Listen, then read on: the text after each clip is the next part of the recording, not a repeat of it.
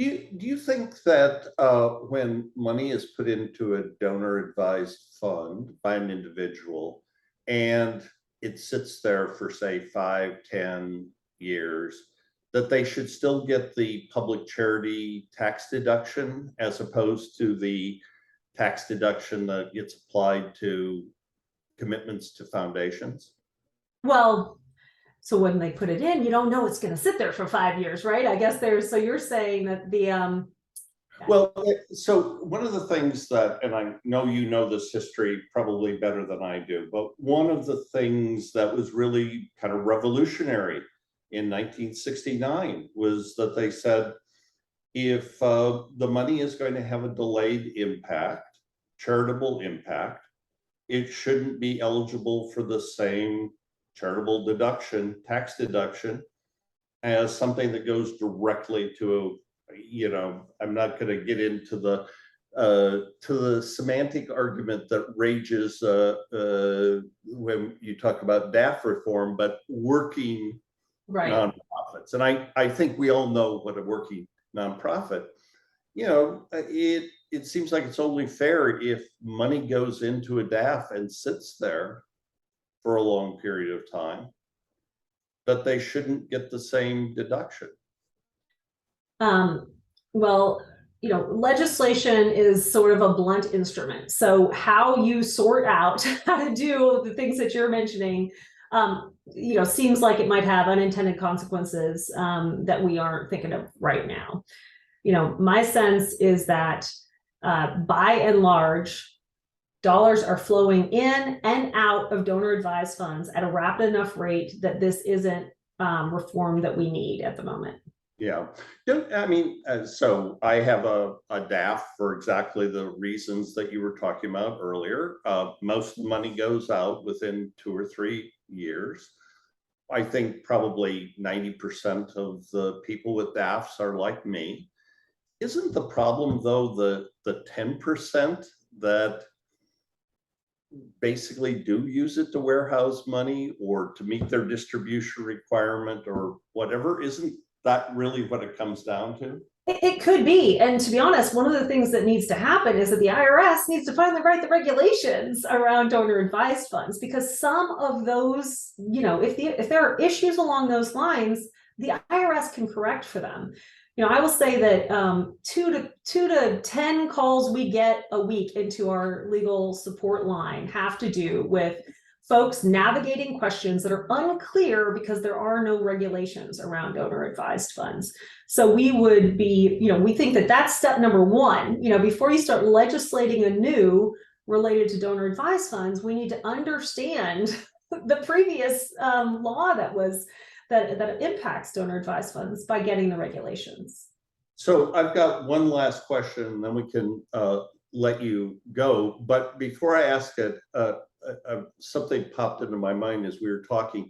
Do your members ever come to you and say, we really need new legislation or new regulation on this aspect of the business? It's a problem. Or I remember during my time on the Council on Foundations board, I can't remember members ever coming up and saying, we want more regulation. Oh, that's a good question, Craig. We have members that go the full spectrum. So we have members who are, broadly in supportive of the donor advised fund reforms that you were just speaking of, and some that are adamantly opposed to it. So we are always navigating those various interests. But what we center is that philanthropy is made stronger, that more people can engage in it, that we are high integrity, that we're doing it in an ethical way. And so, there will likely always be a time, there will always be a member who disagrees with whichever position we're taking. Now, do members come and say, we need specific legislation? What we're trying to do is be in more contact with our members about what they're seeing and what they think might strengthen the philanthropic form that they're a part of, be it, in fiscal sponsor, a community foundation that's a public charity, or a private foundation, or a giving, or a corporate giving program, so that the entire field and the ecosystem is strengthened. what I would say is that, they expect groups like the council to be the experts on tax policy that supports philanthropy, and that's what we're attempting to do. Okay, so here's the last question, unless Mr. Hartmann has one. So one of the things that I think has really changed in the, 45 years, 43 years that I've been part of the charitable sector is how the rules around election adjacent, politically adjacent grant making have been, I won't say subverted, but certainly bent, both in terms of the kinds of 501c3s that get supported by foundations, but also their ability to give money to C4 organizations. Do you see that as an area that causes you concern? And I know the arguments on C4s, that 90% of them are your local Elks Club or whatever, but they're obviously, whether it's on the right, the funds that Leonard Leo supports, or on the left, the ones under Arabella and some of the other places, there certainly is a complicated ecology of organizations that have emerged that I find troubling, but I also don't have quick solutions for how to fix it. Do you see it as an issue? If there were quick solutions, a lot of things would have been fixed a long time ago. And on this one, we're bridging from the conversation about critics, and oftentimes calls for reform from both the left and the right come because the critics, the reformers, don't like the work that's being supported, or the motivations of the philanthropists. So this goes back decades. The challenge is that, in this diverse ecosystem that we represent, there are probably as many people using those tools to support work that those critics care about, as well as using those tools to support work that those critics are against. So this is part of the reason that, that we think that the diversity of philanthropy is one of its strengths. In Congress, there are folks on both sides who have varying ideas about this. But, our sense is that philanthropy itself is a part of democratic speech, and it is driven by the values of the human beings who are giving away the money. And we'd like to see more people engaged in philanthropy so that more people with different identities and different values and different perspectives are driving those dollars in that work. So how close to the political process do you think the charitable sector should get? I mean, I think everybody would agree voter registration is fine, probably, but there's a whole other set of organizations now that have been developed to do messaging, and that clearly by the places they choose to operate and the people that they raise their money from, including the foundations, have what one would suspect is a partisan aim. Is there anything that should be done about that? Yeah, I don't think I have the answer to that. I think you just described the complexity of it all. I mean, what we don't want is for civil society to get divvied up into red camps and blue camps. That does not serve our communities well. So that is why there are hopefully some walls between what work each of these types of organizations should be able to do. I'm glad that you said that, voter registration is a positive, because I think that that's one of the things that was, getting some flack from critics. But, if the goal is participation in our democracy, we probably want more folks being able to, to engage. Yeah.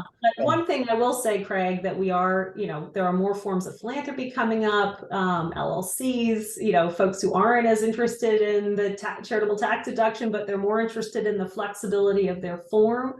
And I think that makes it hard for folks to distinguish what's happening out of which bucket and where.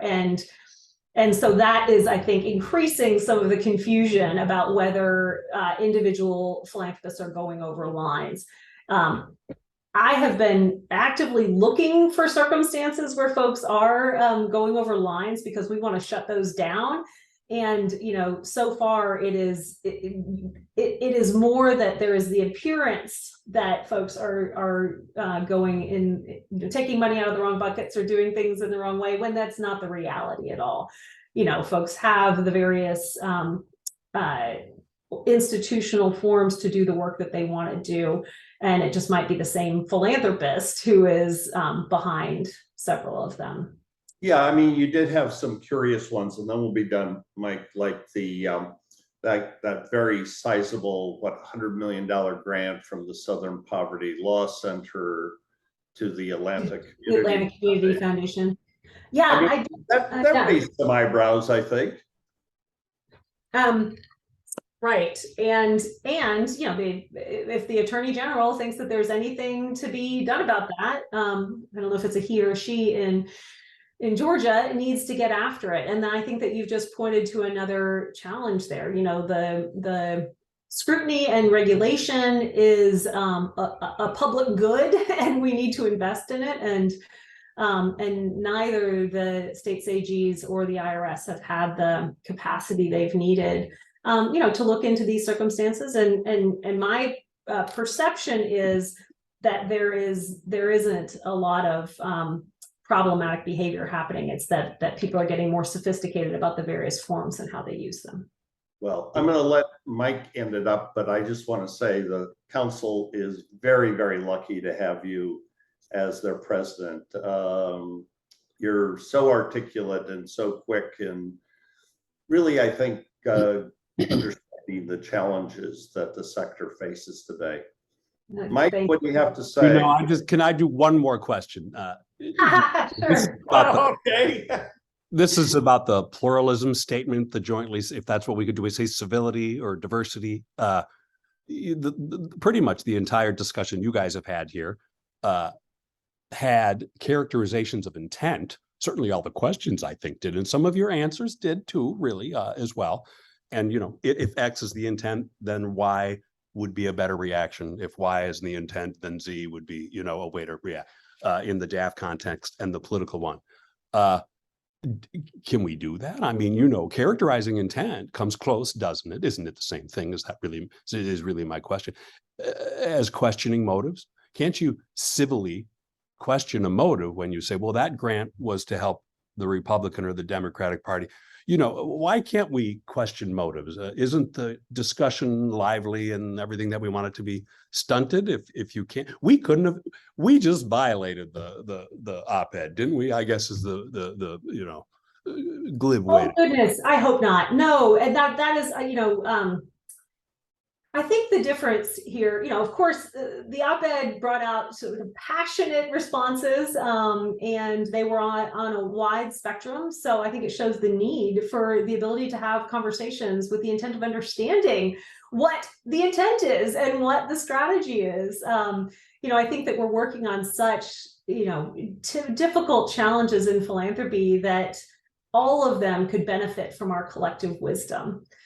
And so in this pursuit, it should be okay to disagree. And at the end, if you do disagree, maybe your arguments, Mike, will be stronger as a result of listening to what others had to say.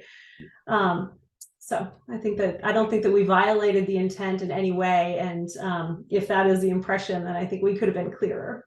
Were you surprised at how much commentary and head scratching that piece generated? I mean, the Twitter sphere, basically people just sat there scratching their heads like, what is this really about?